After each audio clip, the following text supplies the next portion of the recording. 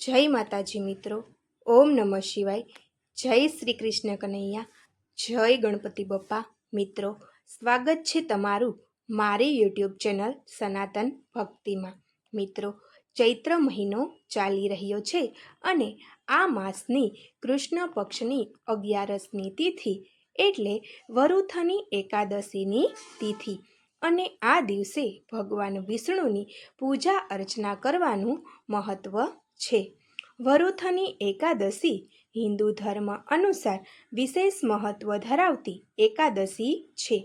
આ એકાદશી ચૈત્ર માસના કૃષ્ણ પક્ષની એટલે કે વદ પક્ષની એકાદશી છે।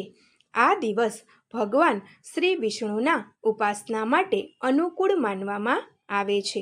વરુથીની એકાદશીનું વ્રત અત્યંત પાવન અને પુણ્યદાયક માનવામાં આવે છે।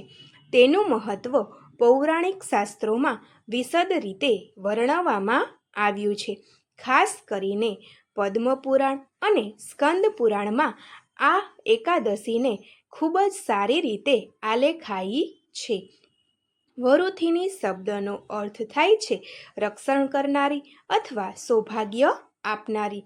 વરુથીની એકાદશીનું વ્રત રાખનાર ભક્તને જીવનમાં તમામ પાપોથી મુક્તિ મળે છે અને આત્મા શુદ્ધ બને છે।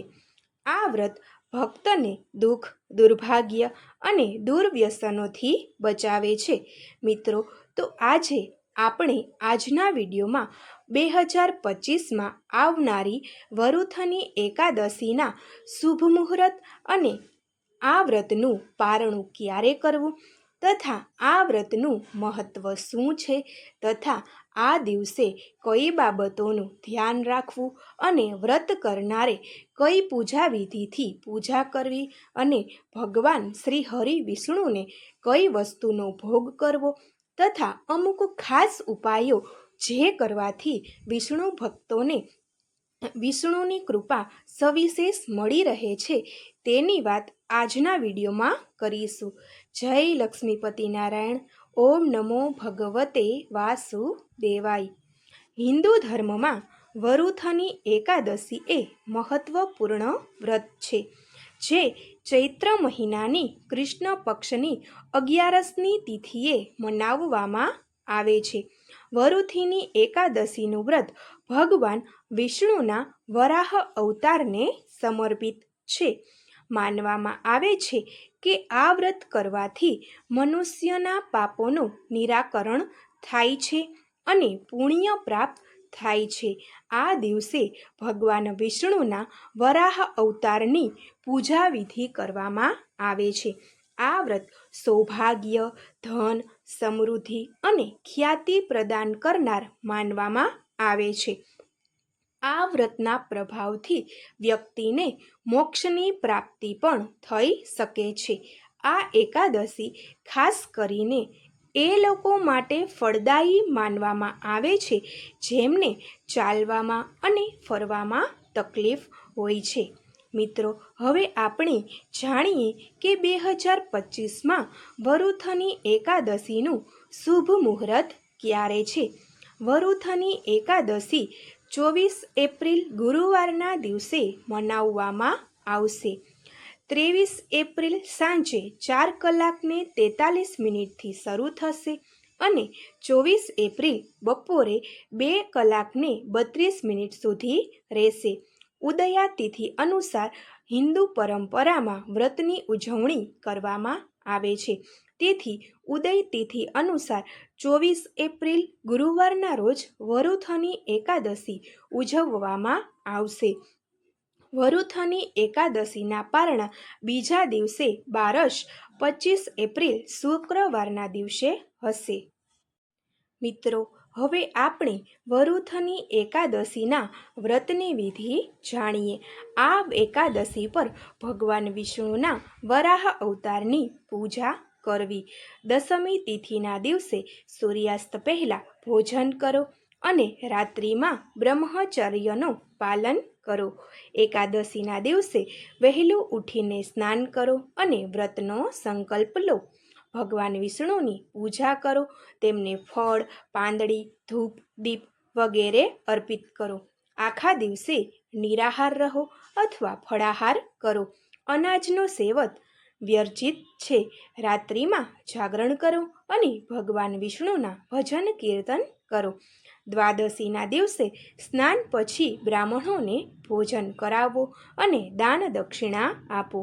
ત્યારબાદ વ્રતનું પારણું કરે અને પછી ગરીબોને દાન જરૂર પડે એટલું જરૂરથી કરો. એકાદશી પર ભગવાન વિષ્ણુને કઈ વસ્તુઓ અર્પણ કરવી જોઈએ અથવા તેને કયો ભોગ લગાવવો તે જોઈએ. કેળા, કેરી, દ્રાક્ષ, સફરજન અને અન્ય મોસમી ફળો આપી શકાય. મખાના અને અન્ય સૂકા મેવાઓ પણ આપી શકાય. ભગવાનને પંજીરી પણ પસંદ છે. પીળી મીઠાઈઓ ધરાવવી શુભ માનવામાં આવે છે. મખાના અથવા સાબુદાણાની ખીરનો પ્રસાદ પણ દઈ શકાય.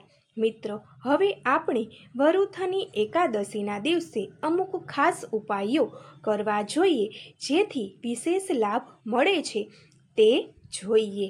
માન્યતા છે કે ભગવાન શ્રી વિષ્ણુની પૂજામાં શંખનો ઉપયોગ અત્યંત શુભ અને ફળદાયી માનવામાં આવે છે. વરુથની એકાદશીના દિવસે જો શંખથી ભગવાન શ્રી વિષ્ણુની મૂર્તિને સ્નાન કરાવાય અને તેમની પૂજા પછી શંખને પૂજિત કરી વગાડવાથી તો શ્રીહરિ તુરંત પ્રસન્ન થાય છે અને સાધકને ઈચ્છિત વરદાન પ્રદાન કરે છે.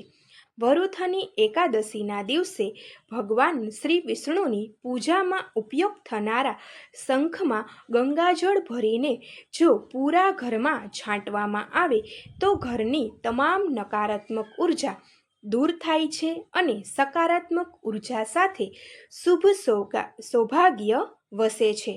વરુથની એકાદશીના દિવસે ભગવાન શ્રી વિષ્ણુને ઝડપી પ્રસન્ન કરવા અને ઈચ્છિત વર પ્રાપ્ત કરવા માટે તેમની પૂજામાં તુલસીના પત્તા જરૂરથી અર્પણ કરો, જેને હિન્દુ ધર્મમાં વિષ્ણુ પ્રિયા કહેવામાં આવે છે.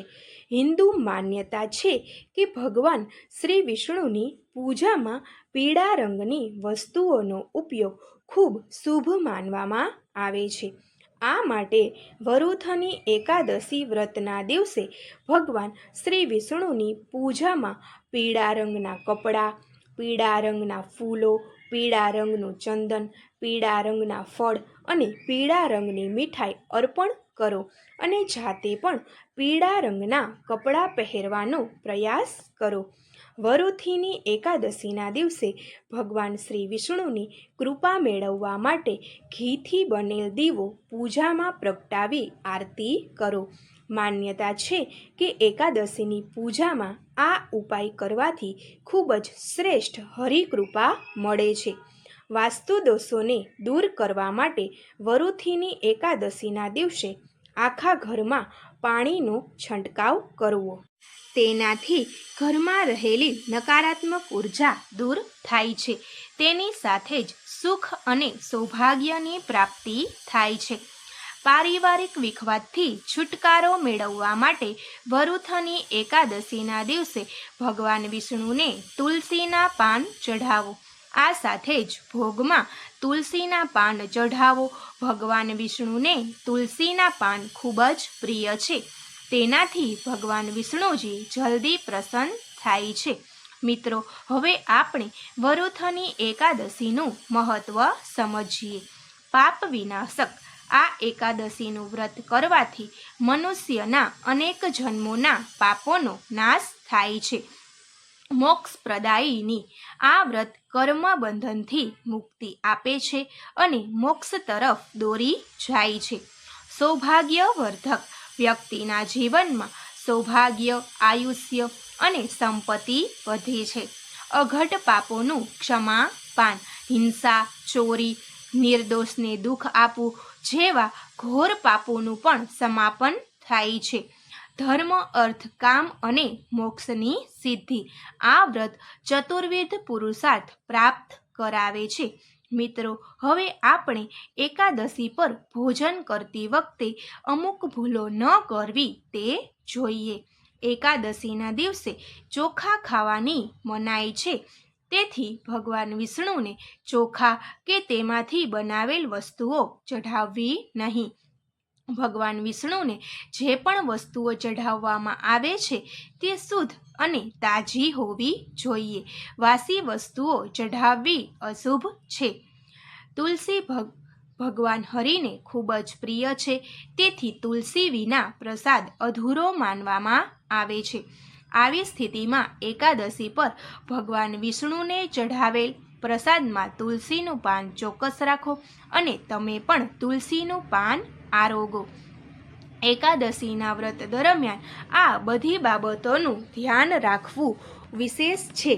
મિત્રો, તમે પણ આ બધી બાબતોનું ધ્યાન રાખી અને બધા ઉપાયો કરી તમારા જીવનમાં સુખ સમૃદ્ધિ લાવી શકો છો.